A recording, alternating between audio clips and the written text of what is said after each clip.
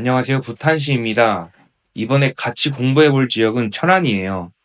1부에는 천안의 현재 입지 분석을 해보고 상승 흐름이 언제쯤 올 것인가 공부해 볼게요. 아주 중요한 내용을 담았으니 끝까지 시청해 주세요. 먼저 천안의 생김새를 알아야겠죠? 지도를 한번 볼게요. 천안은 이렇게 서북구와 동남구 두 개의 구로 나뉘어 있어요. 주 생활권은 서북구의 불당동과 성성동, 백석동 등이 있고요. 동남구에는 두정동, 쌍용역 부근 생활권, 청룡동 등 이렇게 큼지막한 생활권이 있어요. 또한 바로 옆에 붙어있는 도시인 아산 탕정신도시까지도 천안과 인프라를 공유하고 일자리도 공유하는 지역이라는 것을 알고 있어야 해요. 네, 이어서 천안과 아산의 두 도시의 인구수를 같이 한번 볼게요. 천안은 인구가 증가하다가 최근 보합하는 측면을 보이고 있고, 아산은 꾸준히 증가세를 보이고 있네요. 충남에서 일자리가 튼튼한 대도시라 인구 감소 영향을 받지 않는 곳입니다. 방금 말했듯이 천안은 충청도에서 일자리가 탄탄한 도시 중 하나인데요. 전에 세종시를 분석할 때 일자리는 부동산 시세의 근본이라고 말씀드렸죠. 천안의 일자리를 한번 볼게요. 이렇게 많은 산업단지와 이 산업단지 내에 삼성 SDI, 삼성 디스플레이, 코닝, 현대 자동차, 동아제약, 현대모비스 이런 굵직한 대기업들이 위치하고 있어요. 바로 옆에 도시인 아산에도 좋은 일자리가 많아서 천안 아산을 합치면 대기업 종사자가 상당히 많은 편인 거죠. 그리고 삼성 디스플레이 시티 이 공장도 증설하면서 삼성이 꾸준한 투자를 하고 있으며 미래 모빌리티 국가산업단지 후보지로 선정이 되어서 앞으로도 좋은 기업들을 유치할 계획이 있는 것이죠. 현재도 일자리가 탄탄하지만 앞으로도 더 좋아질 수 있는 가능성까지 존재하는 것이죠. 그러면 좀 더 세세하게 학원가라든지 교통 환경 등 중요 입지를 몇 가지 더 들여다볼게요. 먼저 천안의 대표적인 학원가는 불당동에 있어요. 사진을 보면 200여 개 학원가가 불당동에 밀집되어 있는 걸 볼 수 있거든요. 정말 큰 규모의 학원가라서 다른 동네에서도 셔틀버스로 이용하곤 합니다. 물론 성성동이나 두정동 등 다른 동네에도 약간의 학원가가 존재하긴 하지만 이 불당동의 대규모 학원가는 다른 동네에선 찾아볼 수는 없어요. 이 대규모 학원가가 존재하기 때문에 불당동에 꾸준한 수요가 있는 것이고 대장 동네가 될 수 있는 바탕이 되는 것이죠. 참고로 불당동은 학원가, 택지개발지구, 편의상권, 천안 아산역의 접근성, 일자리 접근성 등 모든 것을 만족하고 가지고 있는 동네라서 꾸준한 수요가 일으키는 대장 동네예요. 보통 타 지역 같은 경우에는 이러한 여러 가지 입지 항목들이 분산되어 있기 마련인데 천안이란 지역은 이 중요 입지 항목들이 불당동에 모두 몰려 있어서 앞으로도 불변의 대장 자리를 유지할 것이란 특징이 있어요. 사진을 보면 파란색 점이 많은 곳이 가장 비싼 집값을 형성하는 곳인데 불당동에 가장 많죠? 그 외에는 아산 탕정신도시에도 있고 또 성성동에도 몇몇 개가 보이긴 하네요. 현재 매매 가격이 높은 동네를 정리해보면 불당동, 아산 탕정신도시, 성성동 이런 식으로 정리를 해볼 수 있겠네요. 그리고 편의시설과 자연환경도 한번 같이 볼게요. 지도를 보시면 이렇게 성성동 쪽과 천안 IC 근처에 호수공원이 있어요. 성성동 택지지구나 두정역 근처 생활권은 이러한 공원을 이용하기 편리한 장점이 있겠네요.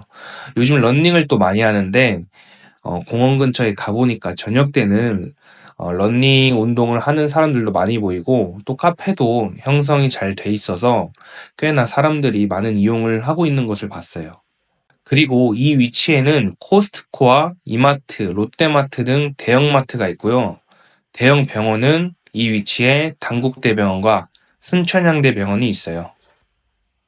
또 중요한 교통환경을 보자면 고속선인 천안-아산역이 있고요. 아산부터 평택까지 이어지는 1호선 라인이 있어요. 동쪽에는 천안 IC와 남쪽에는 서천안 IC가 존재하고 있고요. 그리고 1호선 라인을 따라서 수도권 급행열차인 GTX 신호선 연장 사업이 추진되고 있죠. 물론 아직 확정사항은 아니라서 확정이 된다 해도 시간이 오래 남긴 했습니다.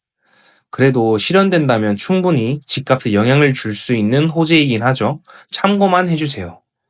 네, 이렇게 간략히 천안이란 지역의 현재 입지를 알아봤는데요. 중요한 것은 앞으로 천안의 집값 흐름이 어떻게 될지, 언제쯤 좋아질지 공부해 보는 것이겠죠? 가장 먼저 상승 흐름이 언제쯤 올 수 있는지 천안과 아산의 공급 물량 데이터를 볼게요. 천안의 공급 물량은 24년도까지 초과 공급이고 25년도부터 적정 수치 및 이하로 줄어드는 걸 확인할 수 있네요. 하지만 공급 물량을 볼 때는 해당 지역뿐 아니라 인접한 도시 공급 물량도 같이 봐주는 게 좋아요.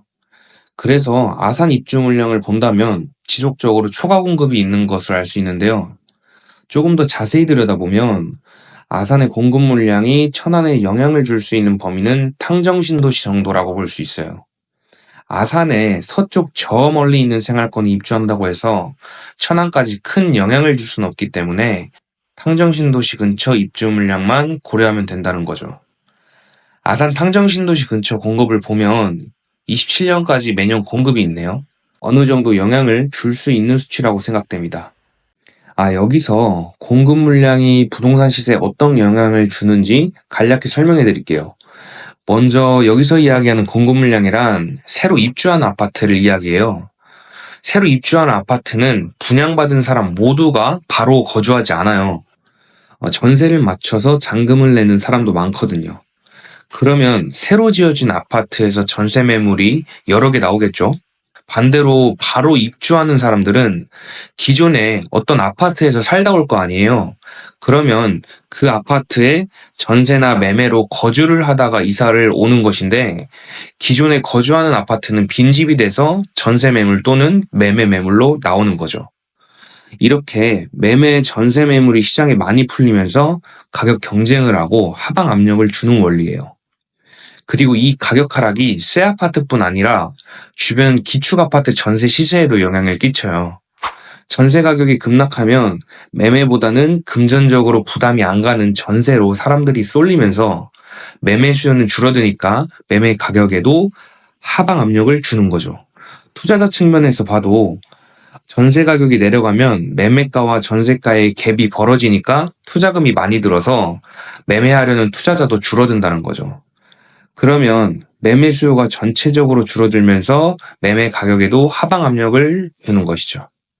그래서 천안의 공급 물량을 분석해보면 천안 자체는 25년도까지는 매매 전세 시세가 눌려 있을 것이고 아산 탕정 입주 물량이 지속적으로 존재해서 천안에 영향을 주면 공급 물량 상에는 천안이 폭발적으로 상승 압력을 단기간에 받긴 힘들어 보이네요. 그 다음으로 청약 경쟁률을 한번 볼게요. 청약 경쟁률은 그 지역 사람들의 심리를 알 수 있는 지표예요. 경쟁률이 과열되면 부동산 매수 심리가 과열됐다고 유추할 수 있겠죠. 그런데 너무 외곽에 있거나 세대수가 적어서 상품성이 떨어지는 단지는 제외하고 볼게요. 그런 곳들은 경쟁률이 적게 나오는 게 당연하니까요. 먼저 천안의 힐스테이트 두정역 경쟁률을 볼게요. 24년도 2월에 분양한 1000세대 가까이 되는 곳인데요. 대부분 미달이 났네요. 근처 아산 탕정 쪽을 보면 24년 8월에 분양한 금강 펜테리움과 5월에 분양한 인피니티 시티 경쟁률을 보니 평균 경쟁률 15대1, 31대1이 나와서 높은 경쟁률을 보이고 있어요.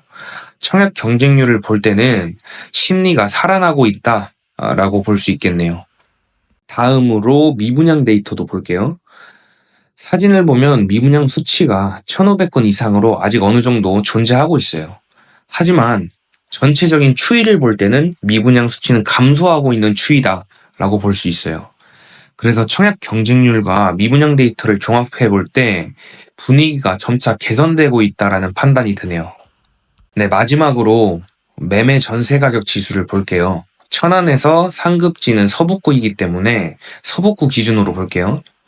먼저 간략히 설명하자면 매매 가격 지수와 전세 가격 지수란 가격 흐름과 또 그 지역이 저평가인지 고평가인지 비교를 할 수 있는 데이터예요. 10년치 평균 데이터를 먼저 볼게요. 파란색이 매매 가격 지수, 주황색이 전세 가격 지수 그래프예요.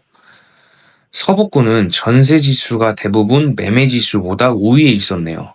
과거 집값 꼭지점이 21년도였는데 그 시절에는 매매 지수와 전세 지수가 붙어 있는 모습을 보이네요. 현재는 과거와 유사하게 전세 지수가 더 높이 있고 그 차이는 아직 많이 벌어지진 않았어요. 그리고 전세 지수와 매매 지수가 시차를 두고 상승과 하락의 흐름을 같은 방향으로 보이고 있어요. 최근 1년치 데이터를 보면 전세 지수는 꾸준히 상승하고 있는 모습을 보이며 매매 지수는 보합세를 띠고 있네요. 이번에는 매매 지수를 타 도시와 비교해 볼게요. 주황색이 천안, 노란색이 청주, 하늘색이 세종이에요. 각 도시의 상급 지구를 기준으로 데이터를 뽑아봤어요. 전체적으로 주황색인 천안과 노란색인 청주는 매매 지수가 거의 붙어 있고 서로 엎치락 뒤치락 하는 모습을 보이네요. 현재 천안과 청주의 차이가 확 벌어져 있지 않은 것을 보니까 두 지역 모두 적정 가격 수치 내에 있다라는 것을 유추할 수 있겠네요. 그러면 천안과 세종을 비교해 볼게요. 주황색인 천안과 하늘색인 세종의 데이터 차이가 21년도까지는 줄어들었다가 역전까지 발생을 했고요. 21년도에는 세종이 고평가 상태였죠. 그 이후에 다시 세종 매매 가격 지수가 줄어들면서 현재 격차가 많이 벌어져 있어요. 격차를 봤을 때는 천안 입장에서 보면 저평가라고 볼 수는 없고 반대로 세종 입장에서 봤을 때는 세종이 저평가 상태다라고 생각해 볼 수 있어요. 네, 이렇게 데이터 분석한 것을 정리해 볼게요. 먼저 천안의 입주 물량 때문에 25년도까지 가격이 눌려 있을 것이며 아산 탕정 신도시 입주 물량이 영향을 줄 수 있어요.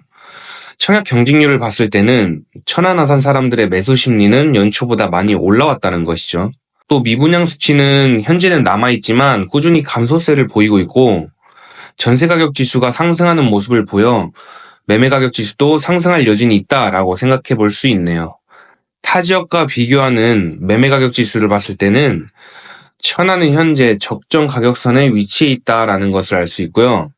즉 저평가 구간은 아니고 단기적으로는 약세, 그 이후에는 보합세를 보이며 상급지 우선으로 회복할 것으로 보이네요. 이렇게 같이 천안이란 지역을 분석해왔어요. 2부에서는 임장을 하면서 현장 분위기와 아주 중요한 정보들을 갖고 올게요. 2부 내용, 내 집 마련이나 투자를 고민하는 분들한테는 상당히 중요한 내용이니까 많은 관심 가져주세요. 구독과 좋아요는 힘이 됩니다. 감사합니다.